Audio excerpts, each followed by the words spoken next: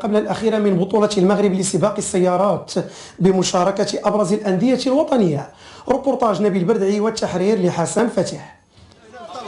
استطاعت العناصر المنتمية لمدينة الجديدة أن تسيطر على المرحلة ما قبل الأخيرة من بطولة المغرب للسيارات والتي أقيمت بعاصمة دكالة، حيث استطاع منان نور الدين الفوز بالمركز الأول متقدما على الباط مصطفى في سباق M1، في حين هند أبا تراب استطاعت وكعادتها أن تفرض نفسها ضمن الرجال وفازت بالمركز الثالث، في حين على مستوى M2 جعفر السرغيني جاء أولا وطارق حرقي ثانيا والوزاني عبد الله جاء في المركز الثالث.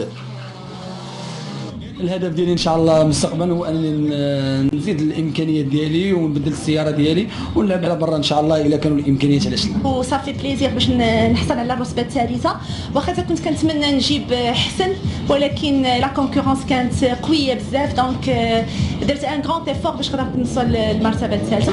في سباق ليجوند كار روان يوسف اولا، منير بن عامر ثانيا، والعنصر النسوي استطاع ايضا ان يفرض نفسه على مستوى هذه المسابقه من خلال منيا الوليديه التي جاءت في المركز الثالث. في مستوى M3 بن بقي ميشيل جاء في المركز الاول.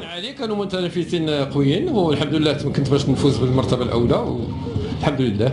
المشاركين الجديدين وبالنسبه للمدينه التي يعني اعطت ابطال جد متفوقين في هذه الرياضه. المرحله الاخيره والتي ستحدد ابطال المغرب لهذا الموسم ستجرى بمدينه مراكش نهايه هذا الشهر.